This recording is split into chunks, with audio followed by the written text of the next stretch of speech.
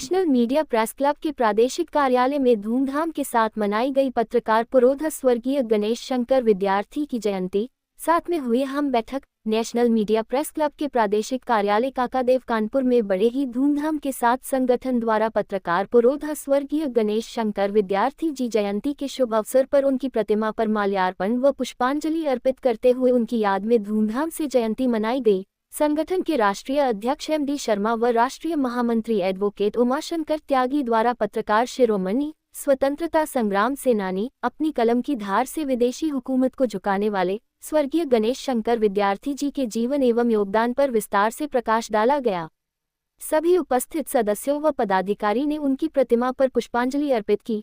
राष्ट्रीय महामंत्री एडवोकेट उमाशंकर त्यागी ने बताया कि गणेश शंकर विद्यार्थी एक महान क्रांतिकारी, निडर और निष्पक्ष पत्रकार, समाजसेवी और स्वतंत्रता सेनानी थे। भारत के स्वतंत्रता आंदोलन के इतिहास में उनका नाम अजर अमर है। गणेश शंकर विद्यार्थी एक ऐसे पत्रकार थे जिन्होंने अपनी लेखनी की ताकत से भारत में अंग्रेजी शासन की नींद उड़ा दी थी। गणेश शंकर विद्यार्थी का जन्म 26 अक्टूबर 1890 को इलाहाबाद के अतरसुया मोहल्ले में एक कायस्थ परिवार में हुआ था। इनके पिता का नाम जे नारायण था, जो हथगांव, फतेहपुर, उत्तर प्रदेश के निवासी थे।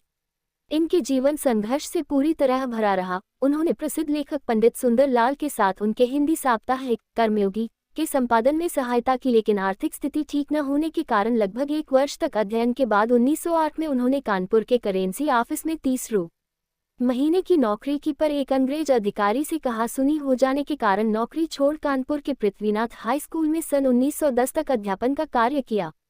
इसी दौरान उन्होंने सरस्वती, कर्मयोगी, स्वराज्य, उर्दू तथा हितवार्ता जैसे प्रकाशनों में लेख लिखे। इसके बाद 1916 में महात्मा गांधी से उनकी पहली मुलाकात हुई। तब उन्होंने अपने आप को पूर्णतया स्वाधीनता आंदोलन में समर्पित कर दिया।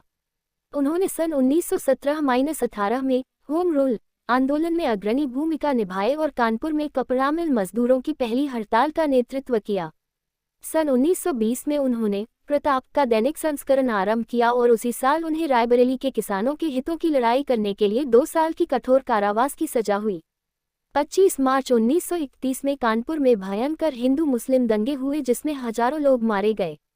गणेश शंकर विद्यार्थी ने दंगा भड़काने वाले आतंकियों के बीच जाकर हजारों लोगों को बचाया, पर खुद एक ऐसी ही हिंसक भीड़ में फंस गए जिसने उनकी बेरहमी से हत्या कर दी।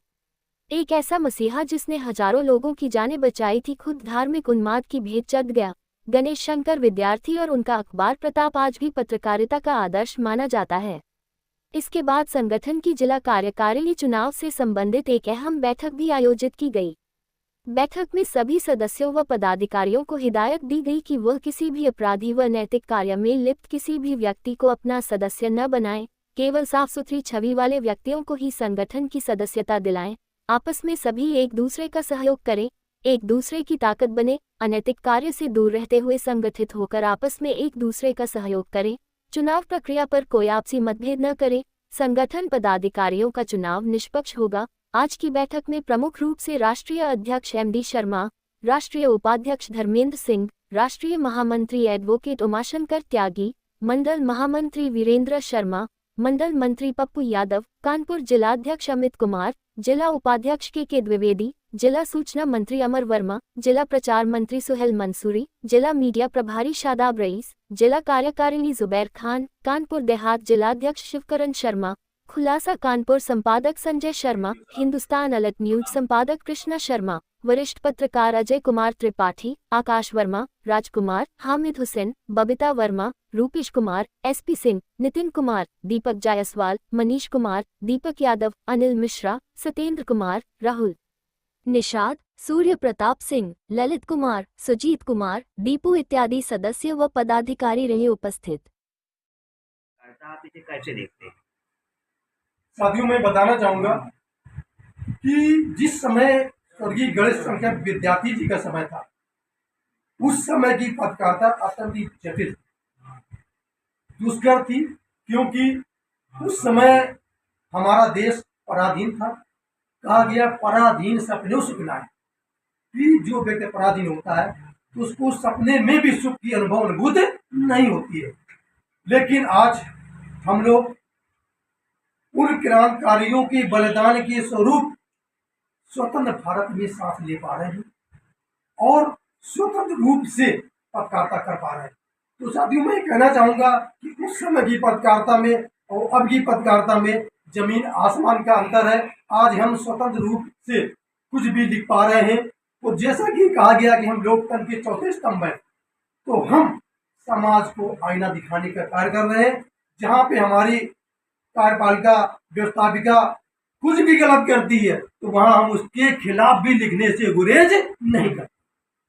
अध्यक्ष जी, आपके संगठन के नेशनल मीडिया प्रेस क्लब के जिला स्तर के चुनाव हो रहे हैं, उसको लेकर आपके क्या विचार है, क्या कहना चाहेंगे? देखिए, नेशनल मीडिया प्रेस क्लब जो कानपुर में चुनाव करा रहा है, उसका मेन मुख्य उद्देश्य यही है कि सभी पत्रकार अपनी स्वेच्छा से अपने जिसको वो बेहतर समझे उनको उस पद पर बिठाएं जिस पद के लिए वो काबिल है, क्योंकि बहुत सारी जगह हमारी नज़रें नहीं पहुंच पाती हैं।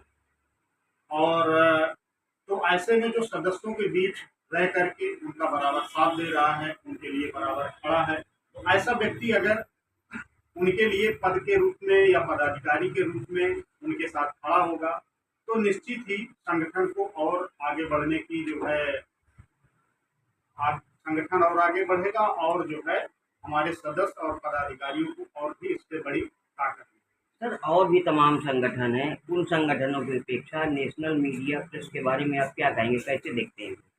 देखिए, नेशनल मीडिया प्रेस क्लब का गठन ही इसलिए हुआ था कि पत्रकारिता समाज में हो रहे अनैतिक कार्यों को रोका जाए, क्योंकि जो प्रायः देखा जा रहा है कि सबने पत्रकारिता को एक व्यवसाय बना दिया है, तो यह पत्रकार संगठन भी वहां पर व्यवसायिक तरीके से कार्य कर रहे हैं।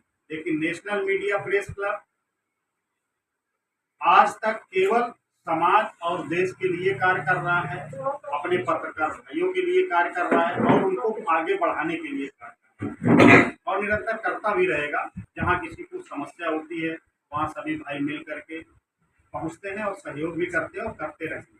सर, 18 राज्यों में आपका संगठन है, तो ये सिर्फ कानपुर में चुनाव हो रहा है या किसी अन्य राज्यों में भी हो रहा है, या आप आगे कब होगा, कैसे होगा, इस पर कुछ कहा जाए? देखिए, संगठन की एक अपनी रणनीति है। जिस जिले में न्यूनतम 100 सदस्य होते हैं, न्यूनतम 100 सदस्य होने के उपरांत वहां पर चुनाव कराने का अधिकार दे दिया जाता है। तो जो अभी तो फिलहाल जो है कानपुर में ही चुनाव कराया जा रहा है और भी इसके बाद कई जिलों में चुनाव कराए जाएंगे। जहां जहां भी 100 से अधिक सदस्य हैं वहां पर जो है चुनाव करा करके उनके मन के अनुसार जो है पदाधिकारी